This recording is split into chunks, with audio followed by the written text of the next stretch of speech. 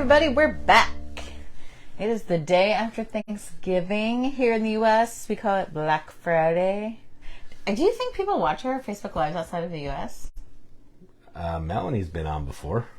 Hello, Scott. But I don't know. It's weird timing, I think. So I'm not 100% sure there.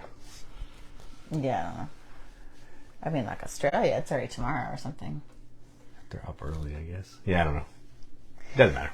Anyway, if you're here seeing this, or people are listening now. So we've been putting these as podcasts as well. But we are doing the 100 outside the 100. Jason keeps calling them something else stupid. Beyond the 100. Because that's what it was last year, and I'm a creature of habit, and that's what we do. But I keep saying the 100 beyond the 100. Yeah, you did just say it. 100 beyond the 100 right there. Exactly, that's what it is. That's why I called it that. Whatever. But let's see, in this week's podcast, which is already posted if you haven't checked that out, we did, 70? Through 61. Through 61, I think. Yes, that sounds right. And we're kind of keeping pace with that because tonight we're going to start at 170. So we are working our way towards 100, which is where our regular weekly podcast started, which was our top 100. So this is our top 200, but only 200 to 100? Yes, 200 to 101. So you keep talking. I'm going to shut off the Wi-Fi because I don't want to get a lag again. So you can go ahead and start. I forgot to do that. Yeah, it has been like a overdubbed movie here lately. Saturday in Australia. That's not a bad time, because what else are you doing in Australia on a Saturday? Of course, there's lots to do. Yeah, because I'm a boomer. So hope for the best. All right, there we go. What do you mean you don't know how to do it? Now it's black. You killed it. Okay, now it's back. Yeah, I don't know. We'll just leave it. You just pull on the thing and you undo it. It wouldn't do it. Okay. I don't know. So if our mouths are moving at something different than our voices, just don't look at us. We apologize. Just go listen to the audio if you want, or whatever. Just don't look at us. Yeah. I actually recommend that frequently, to be honest. I don't. I'm a handsome fella. Hey, Fred! Fred's joining for a live one. I don't know if he's been on before, has he? I know. I feel like this is kind of late for you, Fred. Are we keeping you up past your bedtime? I'm real sorry about that, man. I'm glad you're on, Fred. We love Fred. I am glad you're on. Happy Thanksgiving, belated Thanksgiving. Ooh, my hair looks real greasy. Guys, I'm sorry. Stop looking at yourself. You uncovered it, and now I can see how bad my hair is. Just focus on talking about the games. Okay. Aw, Fred's making an exception. Thanks, Fred. Ignore my greasy hair. So tonight, we're starting at 170. We've been doing 9 or 10. 10. Fred, you stop it. We've been doing 10. Whoops. No. Stop. Try to just like the stuff. Just keep talking. Boomer? Don't worry about what I'm doing. We might do 10. We might go a little bit further. We'll see how it goes. But we're going to start at 170. And since Jason always starts on the podcast, I am starting on the video. So my number 170 is a game that I have played the crap out of. I like card games a lot. Because card games, I think, are really accessible to non-gamers. This is a great way to drag them into the hobby unknowingly. And the game I'm talking about is Ohanami. Okay, so it's cards. It is Asian themed. It's so pretty. So Ohanami, really simple game. You have cards from 1 to... A lot. 140? Yeah, a lot of, 150? One's high number. Yeah, one mid. Over the 100s. And it's drafting. And you are drafting cards to put into 3 gardens.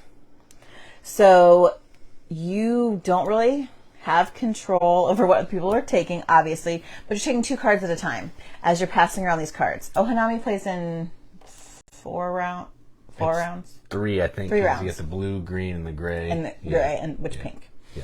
So, and the cards not only have numbers, but they have colors.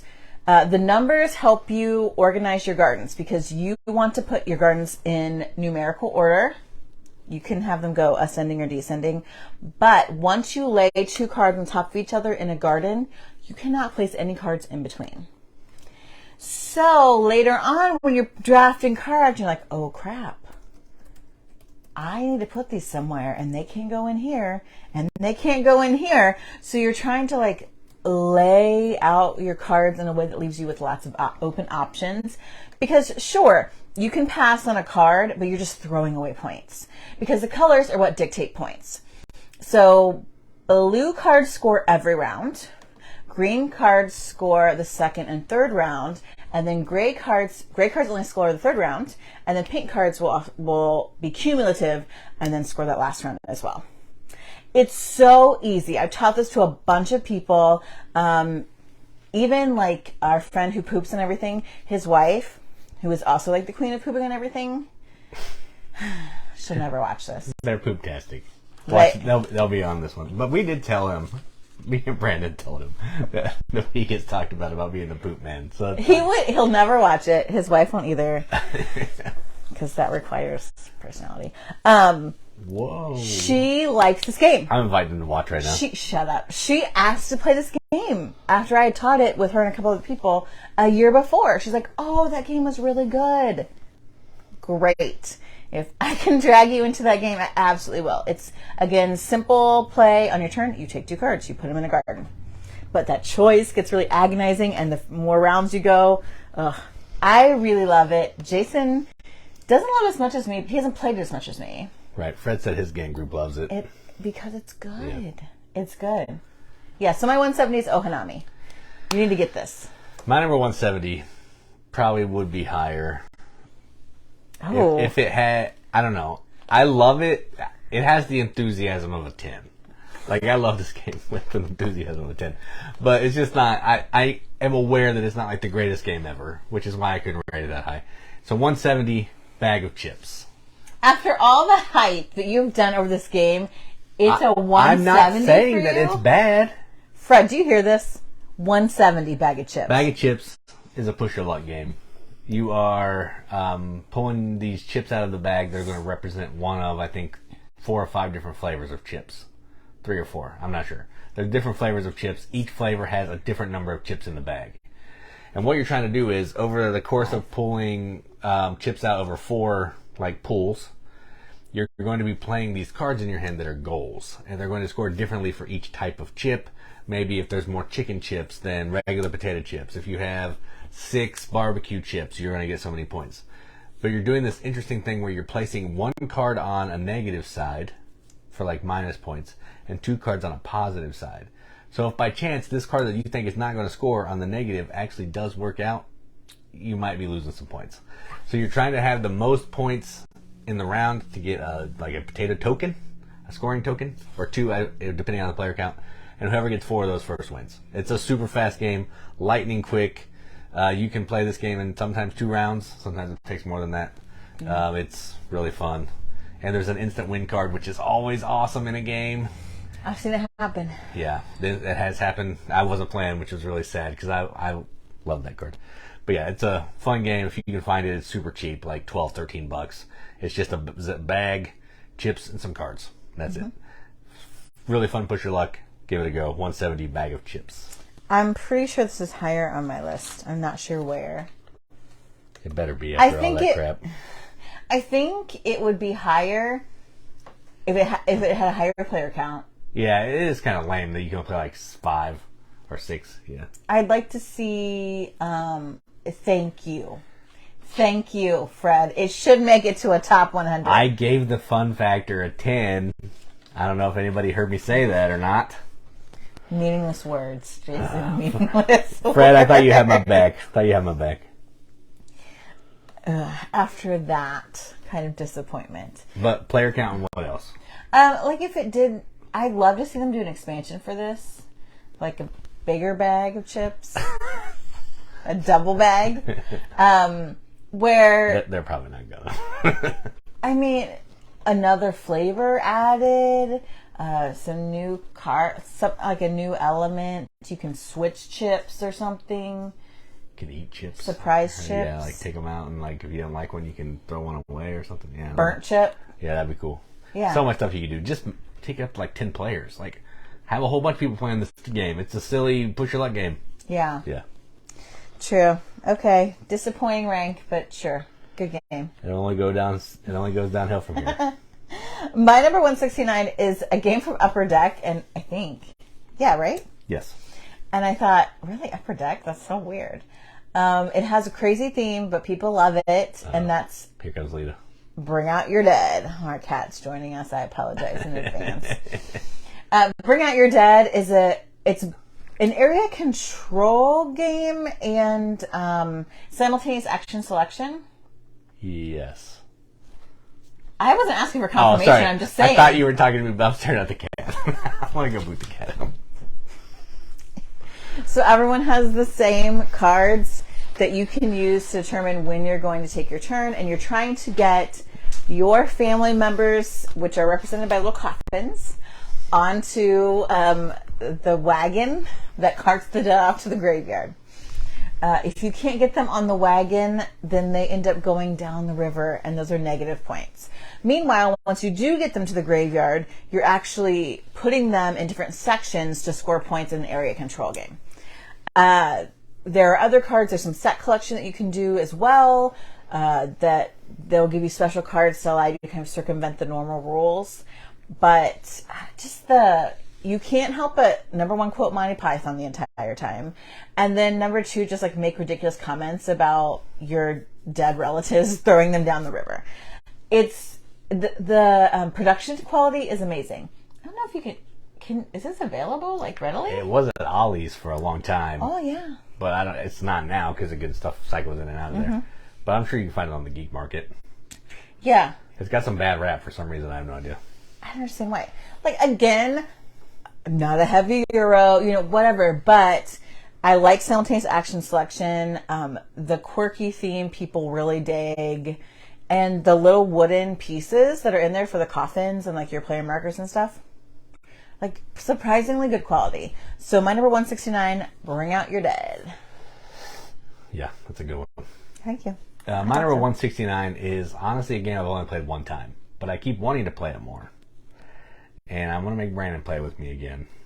Or you could play it with me. For once. And it's called Queen's Architect. And surprisingly, it's from Queen. Imagine that. No, I mean, it's not based around the company Queen. It's just about a queen and her architect. And this is a game where I'm trying to explain it. I'll try to explain it the best I can. You're recruiting these different people to come into your, tableau, effectively. And each of these people are going to come into your tableau with a certain strength to do what they do. But as you use them, they may level up or they may get weaker. And what you're trying to do is you're trying to use different types of people with different strengths to go to these locations and build buildings. You're trying to move up these favor track. Again, I won't put it once. I'm trying to remember. Scott said it's a race game. Yeah, you're racing to do the stuff. That's the track that you're trying to run up. And it's really fun. It has some cool resting mechanism where you can go to the bar and rest up and all that kind of thing. It's a cool game. I would like to play it more. I don't remember how to play it really, so I'd have to relearn it, and then I just don't really want to do that. So 169, Queen's Architect, but it is good for my one play. I can't comment on this because he doesn't play with me. Like a lot of games, we're finding out. Why don't you play it online with Fred? It's not online. I don't know that. My number 168, I think you talked about it on the podcast this week, if I'm not mistaken. Yes. And this is an Alexander Pfister game. I remember from what Jason said about it. A lot of people say it's like Mombasa, but better and not racist. And that's Blackout Hong Kong. The biggest complaint I've heard about this game is that everything's black. And I'm like, it's a blackout. Don't really understand what more you're looking for. I played this maybe twice. But there's some really interesting mechanisms that are happening here. Because you're working with these cards that you have. And they're people that, I don't say they're people that do things, but they have these different job functions. There's a doctor, an engineer, all the standard tropes. Right. but you use them and they can get exhausted and then you have to like kind of get them out of sick bay, I think is where they end up. Yeah, the medicats go rescue. Right. But you're using them to get resources, which are allowing you to do other things. And then you're also kind of having this sort of area control piece on the big blacked out board because you're trying to restore power to Hong Kong. I mean, thematically, okay. But I think there's a lot of neat things happening here. Would I play it all the time? No. But would I play it if someone said, hey, I really want to play this game? Absolutely. So that's why it's kind of like towards the bottom of my 200. Because I never played Mombasa and like Jason and Joel played it and they went on and on about it. And did we own a copy of Mombasa for a while? Yeah, I thought you played it because I'm pretty sure we played it with Chris and Amy once. Because I know I played it with Chris and it had to have been here. But we did have it for a while. It just never got played because I'd rather play this one. Yeah, I didn't play it, but we did play Blackout Hong Kong. And yeah, there's and with a lot of Feaster games, like there are others of his I like much better actually, and you will hear those in the podcast. Oh yeah, I like some of his better than this. But it has like a lot of things happening that he likes to do. This relates to this, which plays off of this. Which again, I'm very used to Vital Lacerda kind of stuff, not to that crazy extent, but still the idea of things kind of snowballing and building on each other, and you have to kind of plan ahead a little bit, but not so deep that you're like, I can't even figure this game out. You know, it's not Lisboa, like I talked about in the podcast this week. It's not that difficult, but it does have a lot of things going on in there, and that's why I enjoy it. So my 168 Blackout Hong Kong. Yeah, and Scott did say that Mombasa has been reprinted as Sky Mines, so it's no longer a theme, that colonial So is theme. it space theme? It's like colonizing, or I don't know if you're doing colonizing. You're doing stuff in space somewhere, on some planet, I don't know. I hate space. But space is not controversial most of the time. Until we find aliens, and we decide we're going to enslave them, and then it's a whole but thing. It's definitely humans are terrible. It's definitely a better theme than colonizing Africa. I agree. Like 100%. Where's my list? There it is, right there. All right. So my number 168 is actually, it was one of the games that was the new hotness, I think, last year at Origins or Gen Con. I think it was last year. Yeah. And this is from Arcane Wonders, and it's called Furnace. And this is actually almost like filler-esque, a little filler-esque like bidding engine building game. Takes place over 4 rounds. You're going to have discs that are 1, 2, 3, and 4 in value. And you're going to put your disc out onto one of these cards in a central board to try to buy those cards. You win those cards, basically. But the trick is, you can't put your same thing on, you can't bid twice for the same card. Some character powers will break that rule, but as a general rule, you can't do that. And highest number on the card wins. But if someone wins the card, but you still bid on the card, you get to take the resources of the card. So you're getting a consolation prize. You just don't get the card for your engine. And that's it. You bid on cards, you put them in your engine, you run your engine. You gather goods, you turn goods into points. You turn points into other things. You're upgrading cards to flip them to the other side to make them even better. 4 rounds, pretty quick, game over. It has pretty neat production. It's white. It's got some interesting, like, old-timey looking art. It's right there behind your head. Yeah, right there. There's the box. You can just see the edge of it. It's a fun game. It was going for a lot of money at the con. I wasn't going to pay $50 for this. We got it for considerably cheaper than that. But we do. It's worth. It's a $30 game that was being sold as a $50 game.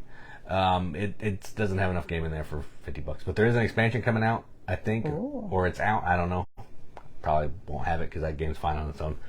But if you like engine building games, quick games, my number 168 Furnace is a good one. Yeah, I did think it was going to be something more than it was because it is very small. But there's a lot of cool stuff with that. Even the numbers, like as you play them, the disc gets smaller so you can see like who is on top as far as like having the bid. There's just some cool stuff in there, and it's like free for all kind of engine building. Like you decide what cards you run in order. You can play. You can play a variant that you don't. That you have to run them in order. Which that would be brutal. I kind of like, But that's... It makes the game harder for sure. It would be a lot harder, which I think would be good. In some ways, because that's when you place a card, where you place it really matters. But there is a lot conversion out the wazoo, like everywhere, happening all the time. And you're like trying to say, okay, what do I need? And then you'll run the engine, you're like, oh crap, I didn't have enough coal. Okay, get a card that gets coal. Like, or sometimes you don't even want to win the bid because you want the resources. And you're like, dang it, I won that card because somebody else bid on it. I wanted the resources. So there's some cool stuff to that game that you don't see, I think, in some other games. I kind of agree with Fred. It's a good game, but its shine wears off with every play. I can see that. I do get less excited every time I play it. But the first time I was like, dude, this is awesome. And then I was like, it's fine. I think as much as we play games on repeat, which isn't often, it's fine. It's fine. We'll bust it out maybe once a year. It'll be fine. Yeah. It's fine. That's why it's down there. My number 167 is a game that Jason apparently hates, and a lot of people I know really love. I don't hate this game. I love this game. Oh, I thought you said... Oh, it's not you, it's Josie who hates it. I love this game. Okay, correction, Jason. Fake news. Jason loves this game.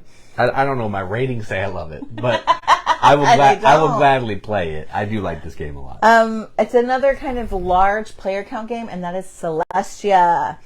I didn't play this like you had played. Everybody in my family played it without me, apparently. At some point, I finally... You played Brand Josie, my sister. They all had played it, and I never played it. I'm like, what the heck? So Celestia is a push your luck game. You're all in an airship, and you're going to move to these different islands. You're going to hop. And each time that you get to an island, one person is the captain. You go around. The captain rolls the dice, and the dice tell you what colors of cards you need to have in order to be able to safely continue to navigate the ship. Everybody else says, ooh, do I think the captain has that? Oh. If you don't think they do, jump out. Abandon ship. I'm out. Now, that means you miss... Collect a card. That means you miss on better rewards because as the islands get further, the rewards get better. It also gets more difficult because you're rolling more dice. You don't always collect cards. You get a few every round, but not very many. Yeah, you get, I think, 1 or 2 new cards at the end of every round. So when the captain either stops or the ship sinks. Crashes, yeah. Yeah, it's not, crashes. Not underwater. It's an air. So the thing about that is we may play for a while, and if there's not very many of us, as a captain, you might be doling out 6 cards in a hand. You only get 2 back. And then there's some special cards. We also have an expansion for this. We have both. Oh, we have both expansions for this. You can hop in. There's jetpacks. You can also hop in this little side. Looks like a bucket or a barrel. A barrel that it can also fly, or you can kind of go in tandem with the ship. We also have the expansion where you can play cards from your hand to help the captain. I've played that before. We just never played it out of ours. Yeah. The cool thing about this is it has really awesome production. Like the airship is cool. I always like to spin the propeller. Unnecessary, absolutely unnecessary. Everybody jumps out. We make crashing noises. It's just a good, like, push your luck. Do they have the cards? Don't they? Is it going to go farther? Am I going to be able to mitigate the dice? That kind of thing. Like, it's just a good, fun little game. So 167 is Celestia. Yep, that is a good one. And the art it's gorgeous. The art is really pretty. Sure. All right, so my number 167, I think Katie had this either on one of these or on the podcast. I don't remember. It was on one of these because it's a 2-player and I always make this long. Yeah. And this is a Bruno Catala game, and it's called Naga Raja. Katie already talked about it a little bit, but this is a 2-player game where you're going to this cave trying to find different treasure. And the way you're doing that is you're rolling these sticks that have pips on some sides. They have lines, which are ragas or nagas. We went over this before. On the other side, the lines will let you play cards. The pips will provide, I think, strength on who goes first. I don't remember. We haven't played it for a long time. And then you're trying to play these cards down to help you get tiles to go into your cave, you're maybe moving stuff around in your cave. You may be sticking some stuff on your opponent's board to make it harder for them and all that kind of thing. It's a really fun back and forth 2-player game. It's a race to get to a certain number of points, or if someone gets too many cursed treasures, they lose. So, fun game. Simple, really cool production. Those sticks are really fun to throw, and just a good time. So my number 167, Naga Raja. Yeah. Instead of dice, you're throwing the sticks, which is cool. My 166, did you talk about it on the podcast this week? Yes. Yes.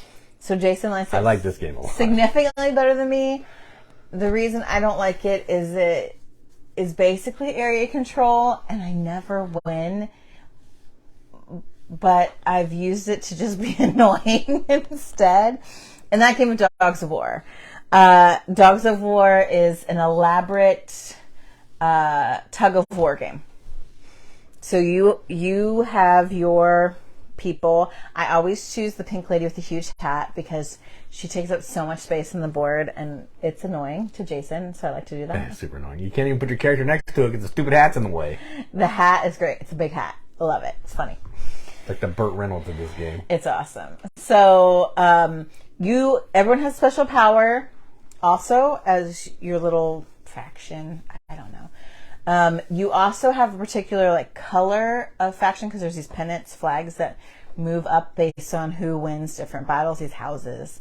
You start with one that you kind of are backing, and as they win, they move up in how much points they're going to be worth. So you can also then gain more of those pennants to then cash in for points at the end of the round. You're also, in some ways, there's a little bit of a hand management because you are able to buy these cards that allow you to play power onto the fights that pull it one way or another. And you need to be able to play a card to place a person down. Right.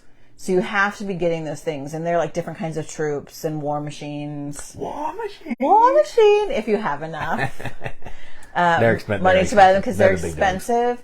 If your side wins, you get some a bonus from the center. That's also then that whatever color that side represented is moving up on the flag, and that's going to give you points if you're backing that horse there. Stupid fun. It's mean. It's mean. Sometimes it's unintentionally mean too, because you can just go somewhere where somebody wants to go and just do your own thing and still screw them over. But sometimes you could be just a jerk. Play both sides of the battle, and yeah. Yeah, there's only so many places that you can go, and you can be like, oh yeah, well if you go here on this battle, then I'll go over here and sway it your way. And backstabbing ensues. Yeah. It's pretty nasty. Yeah. There are still people that I will not forgive what happened in this game. He's dead to me. Yeah. But he won't watch this. No. This would be a game that I definitely want to play. And it's best at the higher player counts because there's more people fighting over stuff. Absolutely. And stuff is swaying back and forth, and you don't know what's going to happen. It's so low because, again, I can never win this game. Oh no, I don't even try to win. I just enjoy it. You have won. I have won, but I don't try to. It just happens sometimes. And that's annoying because I try to and I don't ever win. Because you got those stupid hats. The hats are I almost great. said a bad word on this thing. Oh, guess who's a potty mouth now? It's not me. It's not me. See? You're just filling. You're the one placing the bad words in there for me. I'm not even saying them on the podcast. Sure. So that's my 166 Dogs of War. Yeah, that's a good game. And like I said on the podcast, it's hard to find. If you can find it for cheap and you like games like that, check it out. Oh yeah, it's worth it totally. My number 166 is actually a game that Katie probably likes way more than me. Oh. And this is a Sagrada killer, in my opinion. Yes. And this is called Role Player. And we only have the base game, but we've played at least one of the expansions, the Monster one. Mm-hmm. Our friend has that. And this is just a game of drafting dice. So you're taking different colored dice, and you're putting them in your player board in a certain column. What you're trying to do that for a couple of reasons. Each of these things is like a D&D trait, like Constitution, Wisdom, Intellect, Intelligence, Business, Acumen, Charisma. I don't know. Stop. And you're trying to get a certain value of dice faces in those columns, and then you're also trying to get certain colored dice in different spots on your board to meet some other kind of goal. There's cards you can buy from the market. There's different traits that you can get to go under your board that give you like special powers, different way to score. You're just trying to get the most points. The game's going to end when everybody has their board filled with dice, and that's it. So, yeah, it's a good game. It's fun. If you like Sagrada, this is better. Go check this out. So 166 role player. Yeah, this theme really speaks to me. I'm pretty good at it. I also like that it's got that other set collection piece, and there's, I think, a lot of ways to mitigate dice, which I really like about it. Like, I think that really makes it like a very engaging, like, strategy game. I did like the monsters. That monster expansion was cool. I know, and Jason was like, "Oh, I don't want this thing in it," but the monsters made it seem like I had a purpose. Otherwise, I was just filming in a stained glass window that was set in D&D. But the monsters made it cool. Almost like going on an adventure. Shut up. My number 165 was introduced to us by Fan Zero. I don't think he's watching. He might be booted out of his Fan Zero status. No, he has to work a lot. So we played this one year at Origins, and it's a theme I don't love. Cthulhu. But the game is fun, and it's called Ancient Terrible Things. Look at that. We did it at the same time. That's cute. You stop it. Ancient Terrible Things is reminiscent of Kingsport Festival, which I also like, because Kingsburg is like the version of Kingsport Festival. I think Ancient Terrible Things is probably better, but we haven't played it. We should play it more because of that. So it's Yahtzee-esque. Yahtzee with way more game. Which is what Kingsport Festival is like as well. So I feel like it's a good bridging game for people. Also, some people are into the whole Lovecraftian Cthulhu nonsense for some reason. And so this has a hint of it. I don't feel like it's overwhelming. No. But you're rolling dice to try and like defeat these different scenarios. You also can collect equipment to help you do that. And you get points for doing that? Okay, so Scott... You get points, yeah. Everything gives you points. Beating the cards, getting... Yeah. This is barely a Cthulhu game. It has Cthulhu art, and it's black and green. Yeah. There's insanity and madness. Outside of that, it's Yahtzee. I say London Dread is more of a Cthulhu-type game, and Studying Emerald way more Cthulhu-esque. Yeah, my favorite Cthulhu game... Well, I don't know this for sure, but if I was going to pick one right now, it'd probably be either this one... the kid he's talking about, Studying Emerald, or Kingsport Festival. Because I don't really love Cthulhu either. And I'm not really a Lovecraftian reader at all, so maybe that would change my mind if I read more of it. But it's barely there. The scenarios arise, I think, because the Elder Gods or whatever, but. You're just really like rolling dice and matching the symbols and trying to, use your what did I call it just a second ago? I just said stuff. Your gear. Yeah, your gear and things, tools to your advantage.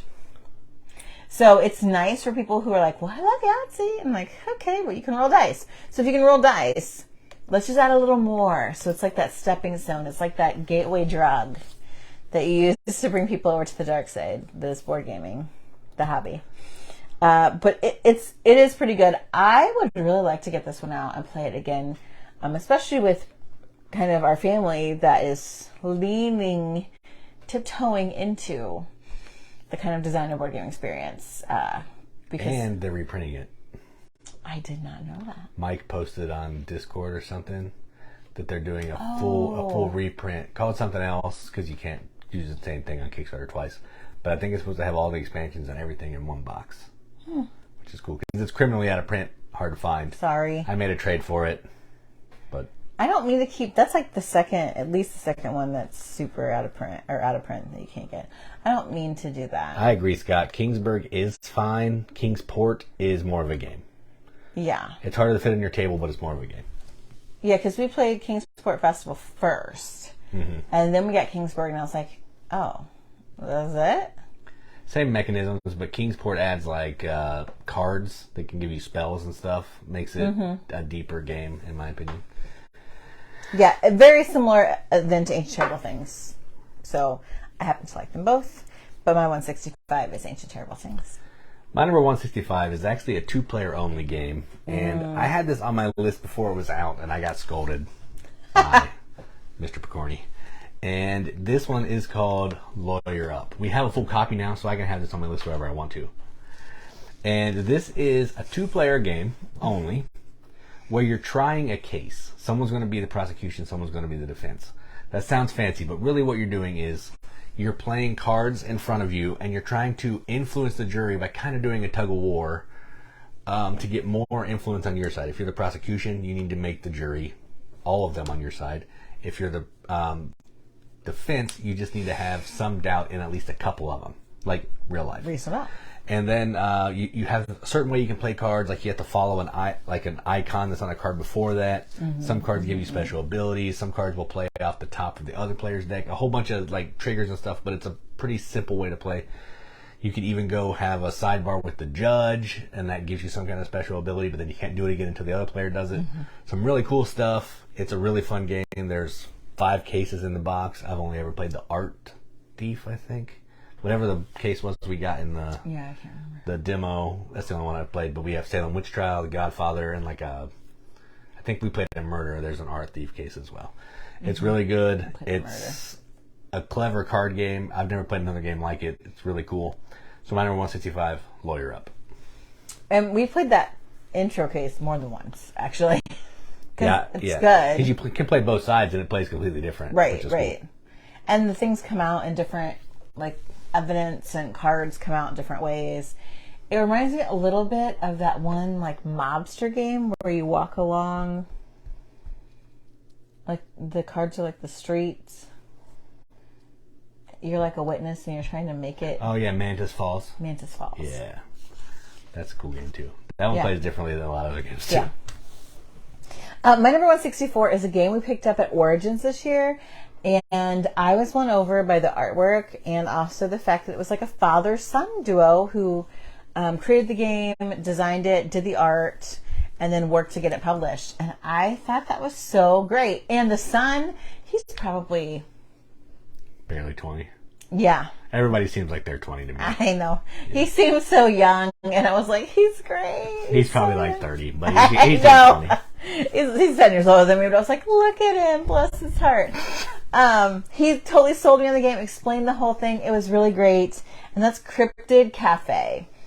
So Cryptid Cafe is a basic, I don't want to say basic. It's a contract fulfillment game, but you work in a cafe that serves monsters. So you've got monsters coming out that are at your seats, and you have to be able to fulfill their orders by taking the items from your Kraken chef. But you're competing with other people to get those items. The chef only makes so much stuff. Yeah, he's not very willing to accommodate you. Unless you give him money. Yes, so you can bribe your way up in the line. You can, like, if you decide to go and take the least amount of his particular type of recipe, then you can bump other people down and they get less. Sometimes there's special cards that come out that he shuts down part of the kitchen. You can't even get that. And as each round goes by, your customers get further and will pay you less tip. They get angry. Because they've been waiting longer. And they move towards running out the door and leaving you with negative. It's cute. We got like the deluxe version. This has wooden tokens instead of cardboard. Yes, it has like all the wooden stuff, which is really cool. And each person has like an individual monster that you are. Right. Whereas in the original one, everyone is just a different color of Sasquatch. That's true. I forgot about that. But you could be Sasquatch or Mothman or Chupacabra. Yeah, it's, again, not necessary, but you know me. And I had to have the different shape meeples. It's cute. It's easy enough, again, to teach to non-gamers, but it has some of those extra elements of how do I get in line to get what I want. There are sometimes where you can switch customers to try and get the ones that give you more points back, and I'm going to gamble on letting this customer go so I can fill somebody else's order for bigger points. Just kind of a delicate balance there, and it's just a different take on contract fulfillment, and it's adorable. So that is my number 164, Cryptid Cafe. This is a good one. My number 164 is actually a game that somebody gave to us. Ooh. I just saw him today at a game store. Oh, yeah. And Yay. the game is called Trekking the World. And this is the second game in the trekking series. There was Trekking the National Parks, never played it. Mm-mm. But this is the second one. And what you're doing in this is you are traveling around the world, trying to get different cards of certain types of icons to fulfill these contracts. You're basically visiting these locations and taking pictures of them, kind of, I think is what's going on. But you're doing that through like a ticket to ride, drawing some cards, getting some cards in your hand. You need to spend certain cards to get to a location to fulfill that location. You get points. And I don't remember how it ends because we haven't played it for a while, but you're just trying to get the most points. Once you get so many. Yeah. But it has really nice production. It has nice art. It's a really easy game to teach and play. If you've played Ticket to Ride or a game like that, this will feel kind of familiar if you played Trekking the National Park. I know this is similar to that. I've watched some videos, but this is just takes that and expands on it. So if you like games like that, check this out. 164, Trekking the World. I like this a little bit better. That's all I'm saying. My 163 is one specific version of a game, but I actually like both. Jason only likes one. 163 is the quest for El Dorado. Okay, let's take that back. I despise one. I really like the other one. Golden Temple. Golden Temple is the one that I like. Yeah. I like them both. This is one of those deck builder with a board games. So Quest for El Dorado, you need different types of cards to move your person to El Dorado. Sometimes you need like hiking boots, or you need like what? I don't even know what they look like now because you got to go through water. I don't know if it's like a paddle. Yeah, there's like a paddle. There's like a machete, I think. For like jungle. And fire, I believe. I don't know. There's icons. 3 different colors or 4 different colors of icons. It's a Knizia game, so they mean nothing, but they're icons. We don't actually own this. In the Golden Temples one, it's got an extra element where you're doing a pick up and deliver, which is why it's better. In addition to like getting the right cards, because you're also buying cards to make your deck better, so that you can go hopefully get out the right cards you need to go through these different types of terrain. I like that. I love deck builders in general, and I like the way this does it. Jason despises the one game because one time he got stuck in this one area. Guess what? I did too. Don't see me complain about it. I came back to win the game. Some people just aren't as resilient as others. I like the Golden Temple one. It's the same thing. You just have to grab something when you're there and take it somewhere else. It's better. Maybe because I had a better experience. They're effectively the same game. I just like the second one better. But it is a good game. I would like to own this because I think it's really fun. I think it's another easy way to introduce deck builders to people because it makes sense. Like, oh, yeah, I do need shoes to walk here. Oh, it's water. I need to be able to paddle through here. Like, you can clearly see the representation. And I think that then, like, you understand, okay, here's why I need things in my deck. Here's what I'm going to spend my money on. Like, it just is a very, like, clear connection there. And I just think it's fun. So 163, Quest for El Dorado. Yeah, probably not on my list, but I do like that second one. My number 163 is actually the card game version of Puerto Rico. Oh. And it is called San Juan. And this is the inspiration for Race for the Galaxy. I think. I don't know how they came out, but this is a game where you have some cards in your hand. These cards are going to be used in multiple ways. They're going to be buildings. You're going to use them as currency to build the buildings. But the way this game works is you're going to pick a role. And there's like 5 or 6 different roles depending on how many players are. When you pick the roll, you do the roll, and you get a better benefit of that roll. But then everybody else also gets to do that with most rolls. I think there's one roll where that's not the case, but in most rolls, everybody else gets to do it as well. So like if I do the build action, I get to build some buildings at a discount. Everybody else can then build one building at full price. So it's just a race to get to like 10 cards in your tableau or 12 cards, and then whoever has the most points after all, that's the winner. There's a little more to it, but that's the gist. It's a fun little quick card game. It gives you the same feel of Puerto Rico in like a third of the time. Puerto Rico, I think, is a better game, but San Juan is still fun. It's fast, and it's a lot easier to teach because it's just cards. So 163, San Juan.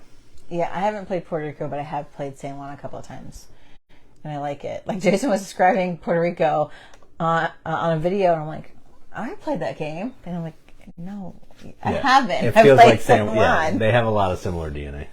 Yeah, my number 162 is a game we just played the other night because once we finally played it, we're like, this game freaking rocks. Because it's, again, a little card game with very simple actions but difficult choices, and that's Kobayakawa. So, of course, Kobayakawa, I love it. It's got an Asian theme. Sorta. It has no theme. No, I'm fully buying into the theme because the theme helps me explain it. So the cards are numbered 1 to 15. Everyone gets a card. Everyone starts with 4 tokens. 8 tokens go in the middle, and those kind of help with the round marker. The one card is turned over in the middle. That's the Kobayakawa card. That is a card representing a samurai tribe that they like to help fight with the underdog. So, on your turn, you have 2 choices. You either draw a card and choose one to keep in your hand. You discard the other down in front of you. Or, you don't look and you flip a card over and change what the Kobayakawa is. At the end of everyone doing that, making one of those 2 choices, you decide, am I going to fight or am I out? If you fight, you put a token in and you want to have the highest card. Easy, right? But the person that has the lowest card, the Kobayakawa are going to fight with them. So they get to add that number to their card. That sounds like it's not going to make a difference, but it makes a huge difference sometimes. Oh my gosh, it makes a huge difference. So like if the Kobayakawa card is 15, you're like, well, I don't want to fight. You can't win if somebody has the 1. Yeah. But then you're like, well, what if I have the 2 and the 1's not out there? So then I get the 15. It just... Yeah. It's a simple game, but it burns your brain a little bit. It does. It does. We played it, and it's quick. It goes really quick. We played 2 or 3 games of it last night. It goes so fast, but everyone's like, ooh, do I? And it's like, oh, man. Like, everyone gets into it. Again, super simple. It's a tiny box. I think we got it for $5 from AEG. Yeah, the box is even way bigger than it needs to be. Yeah, right. Because, again, 15 cards. And I think it plays up to 7? Yeah, 6? Yeah, I'm not sure. Something. Yeah, Fred's group likes it. It's a great game. It is a good game. Yes, it can go anywhere. And again, it's the cards that come out, but you're also kind of looking at odds, looking at numbers. But again, it's so short that I don't think anyone's going to carry a beef about it. Yeah, it's 15 minutes. Right. And for me, I really love games that like my turn is easy. It's either I pick up a card, choose, discard, or Fred said it plays up to 6. 6. Thank you, Fred. Flip to change to Kobayakawa. And I stuck with the card in my hand.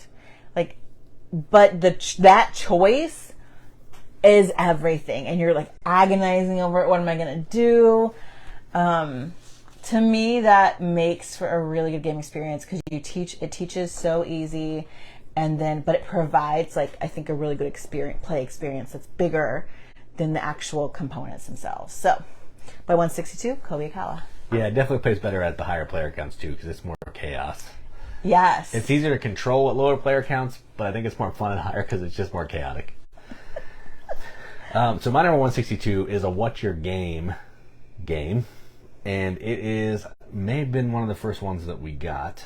I think I got it in a trade, which is where I get most of them. And this is called Vasco da Gama. And this is one that Tom Vassell threw off the roof at one point because he has bad taste in games. Did I play this? I have only played this with Brandon and Josie, and a couple times by myself at 2 players. Okay, so no. And this is a game where you're taking on the role of, like, I don't know, an explorer. Vasco da Gama's in the game, who cares? And what you're trying to do is you are exploring through these different islands, trying to collect bonuses and score points. You're also trying to recruit different types of crew because you need different colors and numbers of crew to man these ships. You need captains on your boat.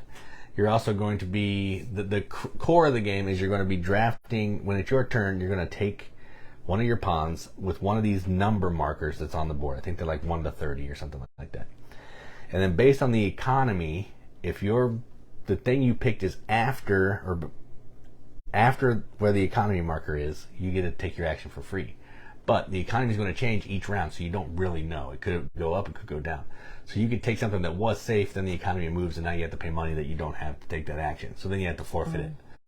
So it's a little, it's a Euro game basically with that little wrinkle in there. It's not a cool enough mechanism to like be as central as it is of the game, but it's fine. But I like the rest of the game. I just think the number thing is whatever. But the rest of the game is fun. Euro game, what's your game? It's complicated, it's a beast, and it's just a good time. So number 162, Vasco da Gama.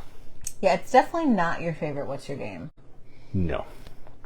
And I think part of it is it's just, it feels a little convoluted for what you get out of the game when I can play one that I'll talk about later from one of my favorite uncles. And it, it does everything that I like to do, and it's not as convoluted. Okay. My number 161 is Trekking the World. This is another one of those games that is right up there for me with the Ticket to Rides and those other really simple kind of crossover games. It's got a really fun theme, that travel theme. It's got that set collection kind of contract fulfillment, and yet you're kind of racing to fulfill these different contracts, different places. I think I like the artwork. I personally love a travel theme, so that's why I really enjoy this one. There's one after this that I heard was like takes this and makes it even better. Trekking Through History. Yeah, Through History. And now there's Her Story too, which is also from them, but I don't know anything about that one. Yeah, but I because of this one, I would be interested in those, because I just really enjoy it. It's simple, but yeah, again, like I play this with my family who aren't super big gamers, and they had a good time, and doesn't take off forever, and I think there are facts even on the cards about different places that you're traveling. Yes, which I'm sure you don't read, but I do. Don't care. Give me a black card or a white card with black icons. I don't really care. But I think those other little things about this game make it really fun. And so 161, Trekking the World. All right, so my number 161. This is in the same camp as Bag of Chips. The gameplay fun is a 10. I actually had this game ranked pretty high. Like, I gave it a pretty high ranking on BGG, but when I did this ranking, there were just other games that I wanted to play over it. But this is the Golden Ticket game. And this is a game you can get at Target. $20, and this is based on the Willy Wonka and the Chocolate Factory movie. And what you're doing is you're taking on the role of one of the kids, and you're trying to find golden tickets in the Wonka bars. And the way you're doing that is you're moving around this, I think it's a 3x3 grid, visiting different locations, maybe spending some money to buy bars, maybe I don't know, running into Willy, he gives you bars, and you're just you're going to reach into the box, grab a bar out. Some of them have golden tickets, some of them don't. And then once all the bars are gone, you're going to look in your bars. If you have a golden ticket, you win. If you don't, you lose. If someone has all the golden tickets, they're the only winner. There can be multiple winners. There could be one winner. It's just all random, all luck. But the gameplay up to that is not lucky. It's just all luck based on what ticket, like, bar that you grab. It's a really fun game. It's really fast. Played this with a bunch of people who don't play a ton of games, and they loved it. It's so satisfying sliding that candy bar out that looks like a candy bar. See the golden ticket behind there? It's awesome. It's a really fun game. If you like killer bunnies It's a similar type deal, but this is a cooler theme in my opinion. So my number 161, the Golden Ticket game. I like this better. A lot better, actually. Not like a lot better, but a lot better. If you are looking for like a fun kind of nostalgia game that you can pick up for cheap to take to some like a holiday gathering or as like a present, this is a really great one. I would highly recommend it. The components are excellent. Except for the coins. Yeah, the coins are... The coins suck. The coins suck. You almost said the bad word there. See, it's not me. The coins are terrible, but everything else is amazing. Yes, like you have to put the full little bars together, but yeah, the plastic chocolate bars, the kids that you move around. Like I always, and then like if you've seen the movie, I always sing the songs. I always play Veruca just because she's my favorite. I like to sing her song. I always ask, like, can I hire someone to unwrap my Wonka bars for me because I shouldn't have to do it. Like, it just inspires that kind of fun atmosphere, and a lot of people really love this movie. This is the original, and it is the original because Gene Wilder's image is actually for Willie. It's after 10. It's okay to curse. This is late night. Fred, we don't need this kind of assistance here. BGM There's no after BGM after dark. I have yet begun. Yeah, it's really good. I like it better. Scott thinks you're going to say sherbet. I was. The coins are sherbet, and it's amazing. No. They're trash. They are trash. Like, if anything needs an upgrade, it's those piece of sherbet coins. Yep. My number 160 is a game with the longest name, but it's... Why am I here? With the longest name, but it's really like a quick game. And that is The Legend of the Cherry Tree that blossoms every 100 years. 10 years. Every 10 years? Oh, I thought it was more exciting if it was 100. Every 10 years. Takes longer to say that name than it does to play the game. It's a push your luck game where you are reaching into a bag and pulling out these flower petals, these blossoms of different colors. You can only keep a certain number of them. You can put some in, and you're drawing. You draw them out until you stop. Because if you get 3 of one color, you bust. I think we haven't played it for a long time. It's either 3 or 4 of one color, or like 3 blacks or something, because you can bust with black, but black is wild, so it's good, so you want to get some, right, but yeah, right. They're scarier. And then you can, if you hit like these certain goals, that allows you to maybe keep some extra flowers, because you can score points for blossoms in front of your screen and behind your screen. The last time we played it, it was a bad experience because whoever we played it with was a big butthole about it. I don't remember that. They were just grouchy. I have other words I could use than BGM After Dark, but I won't. They're pieces of sherbet. They were being really sherbety about this whole thing. And it's a fun game. Like it has push your luck, and ever since then I've been kind of gun shy to suggest it, and I hate that somebody made me not want to play a game that I really like, because they were being a sherbet head about it. But it is good. Like, it has that, like, am I drawing? Do I keep drawing? Because you want to get as many blossoms as you can to make these different sets to get yourself points. You don't really know what's behind other people's screens. I think the components are cool. It's beautiful. It's Japanese themed, so of course I'm into it. I just wish I would play it some more. So that's my 160, The Legend of the Cherry Tree. Yeah, I just wish it had more cards that are like the special ability cards. Oh, yeah. That's my issue, is there's like 4 cards, and they're double-sided. But it's never going to get an expansion, which is sad. That's sad. So my number 160 is a game that I've never actually played with people. I've only played it by myself, and I was bad at teaching myself. And this is called Anachrony. And I want to play this game because it's a really cool theme. It's a time travel theme. You're basically these time travelers, and there's an apocalypse coming. and you're trying to gather all these resources that you can to protect yourself from the apocalypse. But the interesting thing is you can send resources back to yourself from the future to help you, but then when you meet yourself in the future, you got to pay yourself back. So you're kind of taking loans. It's Martin Wallace loans, but done in a clever way other than you have to take a loan, I'm going to slap you around. This is a more fun way to take a loan because you're going in It's time. thematic because Martin Wallace wouldn't have theme but slapped in the face. But that's what it is. You're taking out loans and then you're paying yourself back. But the way you're doing that is through this cool track and meeting all that. It's got some cool art, really cool production. There's a whole bunch of modules. Again, I've only played it a couple times by myself, base game, and it was fun.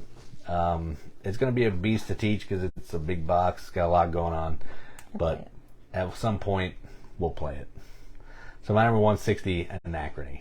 I didn't think that the games that Jason has played by himself made up most of our collection until we start making our top 100 lists and our 100 outside the 100. Because I'm like, Scott's with me. I never played that. Never played it.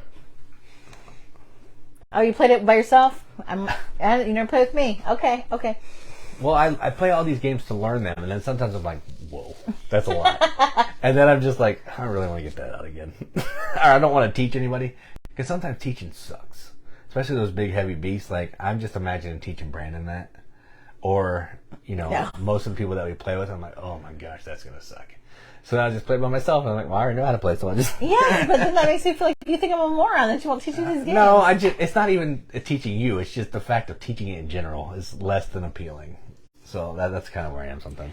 Yeah, I was interested in this game as far as like theme goes, but then Dan from the Boardgame Rundown likes it, and that makes me suspicious of it automatically. Because I'm not sure about his taste in games. So I'm torn. But I do think... Teaching heavier games is awful, Fred. I agree. I'm the one that usually teaches them, and then I always feel like I'm doing a terrible job because they're hard to teach. They're hard to play and they're hard to teach. So yeah, I'm with you. I think part of it is we live in like a TLDR kind of world as much as we even try to like stay away from that. And if you can get people to suspend the fact that they need to know all the rules, teaching heavier games would be easier. Or if you could get people to say, you know what, okay, I'm going to buckle down, we're going to learn this. Or if we took the time to make like a player aid for everyone or something. Or honestly, I think Or they watched a video before they came. Yeah. Or the more we taught it, we'd probably get better at it too. Yeah. Like, I taught Belgian beers rates, and I was like, I'm an idiot. Like, everything I'm saying is stupid. Like, why can't I teach this game? Like, I just felt dumb. So take that for what it is. It's definitely... I like heavy games, but we played Cash and Guns yesterday. That rule book is 1 page. It is way easier to teach a 1-page game well, yeah. than it is to teach a 40-page game. Even then, sometimes a one-page game, people are like, huh? I'm like, oh my gosh, it's 1 page. Like, it's literally 1 paragraph. That's what I'm trying to teach you right now. So because of that, and then knowing if I'm going to teach a VTAL game, there's 37 pages of rules here, and you need to know all of them because you got to use them all. So yeah. It's tricky. I agree. Fred, like when you see people start, you can see it. You can see their attention start to fade as you keep adding rules. Or they'll pick up their phone and they'll start playing on their phone. You're like, well, we lost you 20 minutes ago. Yeah. Which I try not to do that. I try not to give rules explanations like that, but sometimes you have to. Some of these big games you have to give rules explanations like that. So. Yeah. But I think the reason why I don't teach those is because I see my students fade when I'm teaching English, and so I'm like, well, I don't want to do that when I'm having my own time. I get people that don't pay attention to me, and I get paid for it. Why do I bother now? Yeah. Are we going to keep going? Or what are we on? We're at 159. We'll go to 158, because that's where my page stops. Okay. My 159 is a game that Jason talked about a while ago. And I wanted to like it so bad. The box art really appealed to me. And every time I went to a game store, I picked it up. And it's about books. I love books. No, you don't. You're a poser, clearly. I will punch you where people can't see later. Do it right now. Quit giving me sherbet, okay? I'm sure it's funny. That's good. That's funny. 159 is Atheneum. I'm sorry, I'm getting choked up. Atheneum is a game about organizing a library. But in Atheneum, you are, like, the goals for the library are changing, like, every round. And you don't even have time to do what you want to do. I don't even know why it's on this list. Like, I don't know why I have it on 159. Oh, I love the more I think about it, the madder I get about this game. It's like a Euro game meets Flux. That's how I kind of look at it. Well, I think it's because I think my strategy of playing games does not work with this game. Because I really like Ex Libris, for example, and you can go back in and you can sort all your shelves out and you get everything right and we move things and it feels good.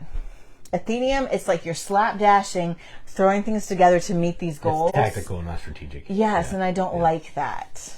And I'm not a tactical person. Actually, strategy is one thing. Tactics, no. Which is why I'm bad at like area control. I just can't. I'm like playing this other longer game that's not. It's not skirmish based. I'm not good at that. It's so beautiful. There are different ways to gain points with like candles and other things. So I think those are interesting. Kind of lean into that. I need to give it another go. Part of my problem was also like people were playing things and I was supposed to be getting stuff. Yeah, well, that's on you. But I wasn't taking anything, so I'm like, man, this is really hard. I can't get any books. And I'm like, oh, well. I think if we did it again, maybe that would leave a better taste in your mouth. Apparently, like, it was late or something, and I just jacked this up. So I'd like to try it again. So it's at 159 because I'm like, it's a great theme. It's beautiful. It has potential. I think I might be the problem. So that's 159 Atheneum. I do like this. I know. My number 159 is a game that's probably higher on Katie's list. I don't know if you've talked about it yet. And I haven't. It is higher. The 100 Torii. And this is a game from Pencil First, Vincent Dutrait art. Yes. Oh, shoot. I don't remember who the designer is. Scott Caputo, I think. Right behind us. Yeah, you can't get... Yeah, it's Scott Caputo is the designer right there. Okay. And this is a tile laying game. On your turn, you're just laying tiles. But what you're trying to do is you are trying to make a path from the tile that you're placing to a landmark or whatever they're called, like a feature of the same type that's the shortest distance away. So you're trying to make a long path that's also the shortest path. And you're trying to collect different tokens. You're trying to get these, if you make a match, you get a token. If you can go through Torii gates, you're also going to get bonus tokens. And you're trying to get these tokens to cash them in to get a bigger version of your token to score points, because you can't get points unless you have at least 5. Then you cash them in. But the rub here is, if you have tokens available, you can spend them to use the abilities of these characters. Once you cash them in to get the point tile, you no longer get the tile. You no longer can spend them, and that's the tricky part. And you're just going to play till all the tiles are gone, and then whoever has the most points is the winner. There's some other goals for like using the characters a couple times. You can get some goals. If you're the first person to do some things, you can get some goals. But at its heart, place a tile, collect some tokens, tournament. I like it. It's good. I shouldn't like it as much as this because I don't really like tile games, but this one's good. So 159, the 100 Torii. I also don't like tile games, but I really like this one. I don't know if it's like the theme of the Japanese garden that makes it better. It's beautiful. I don't know. I believe it's higher on my list. But I don't know where, because my list is this Hello Kitty sheet of paper right now. My number 158, the last one for tonight, is a game from BoardGameTables.com. And I think this is one of their first ones. Maybe their first one.